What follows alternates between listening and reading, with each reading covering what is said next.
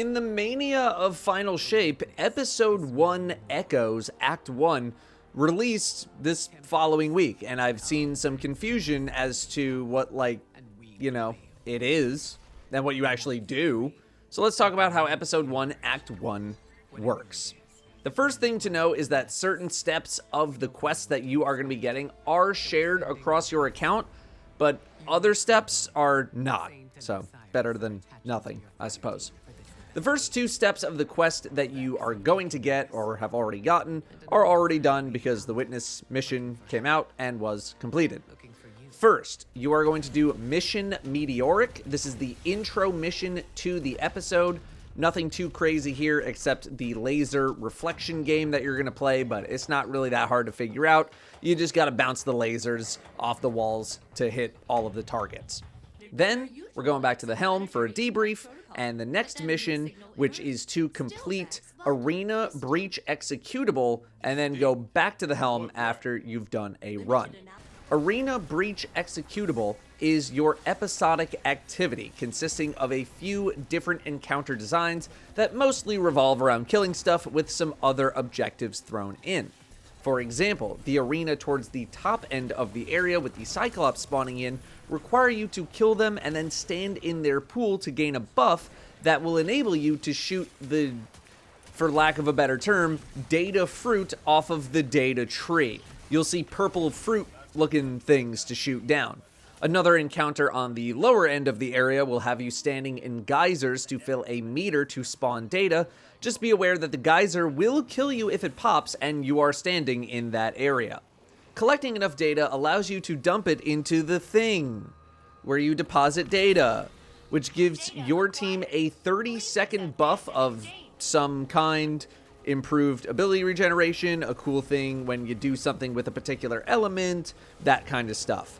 Note that not every goal of every area is to deposit as much data as possible, so just make sure you're reading what the game actually wants from you, but it's always a good idea to scoop up data and deposit it anyway. After the first round, you'll move to another area, do another event, and then you'll move to the boss arena to kill a boss. After this initial quest is complete, you're going to get a Rising Chorus, which is going to be the Act 1 quest line that we will be completing over Act 1. You're going to get a standard Radiolite sampler, and then your first step. Your first steps are to go to the Well of Flame on Nessus and collect some samples. It's all marked on your map, so this should not be too difficult. The next step is going to pop up right away when you've collected all the samples, you kill the stuff in the room, and then you head back to Failsafe for a debrief. Then you'll reach the end of what you can do for the time being, as Failsafe gives you a new objective, Specimen ID NES001.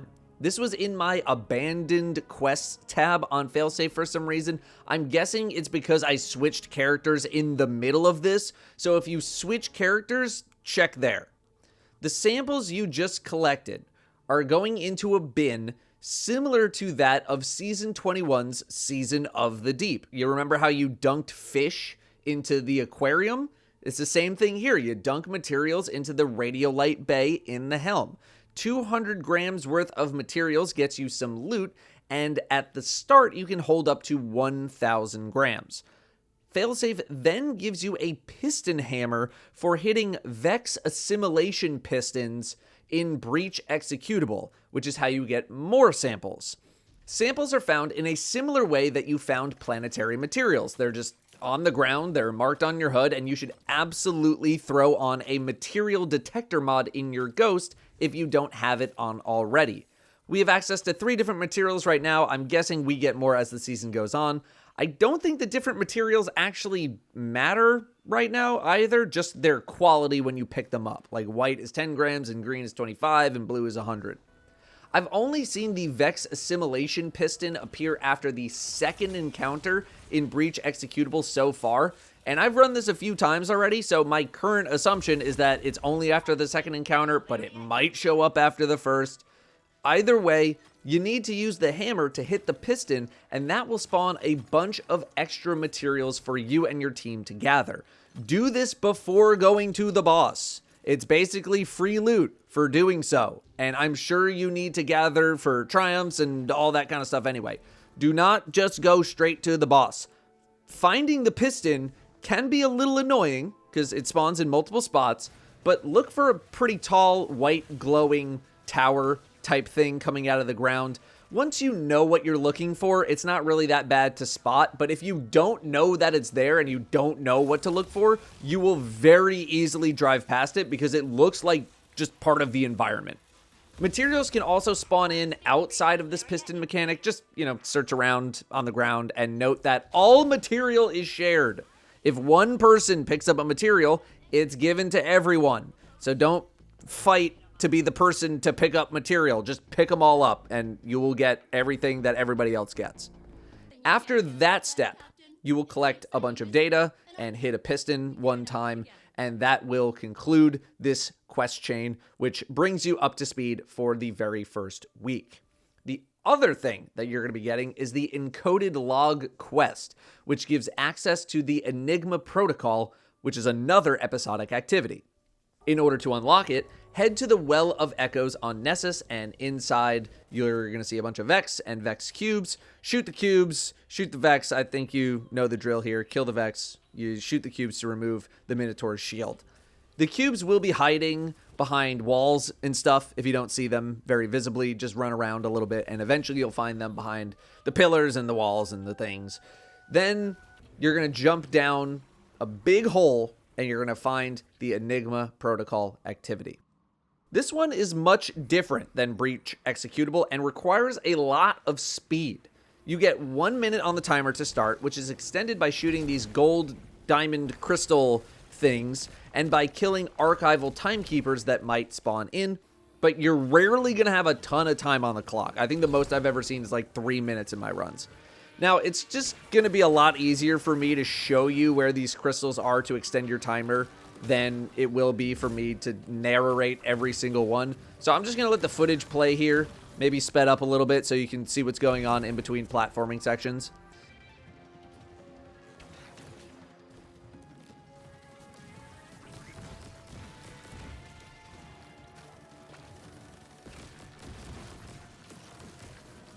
The first encounter has you charging a ball by standing in pools, but the pools move around, so you need to move around with the pools while other players defend you.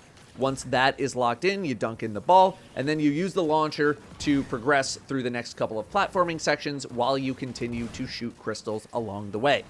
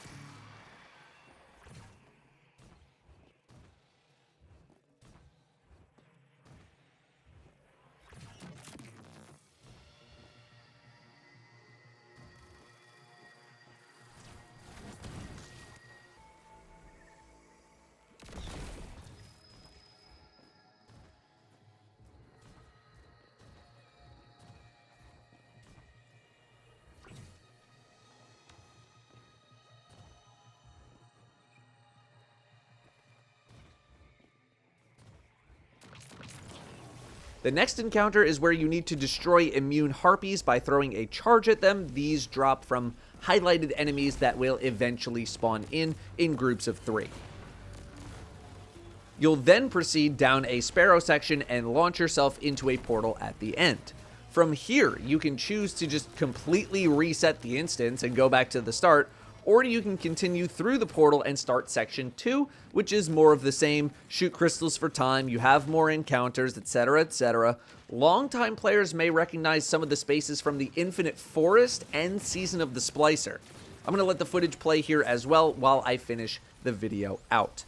If you're wondering why you should bother with this activity, it will give you pinnacle drops, and on what appears to be your first clear of the week, the weapons that drop will drop with double perks, and these weapons are not craftable, so that's kind of nice.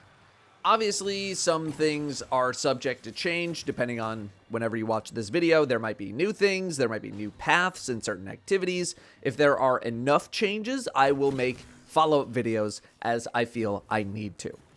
In terms of any thoughts I have on Episode 1, Act 1 so far, it just feels like Season 24.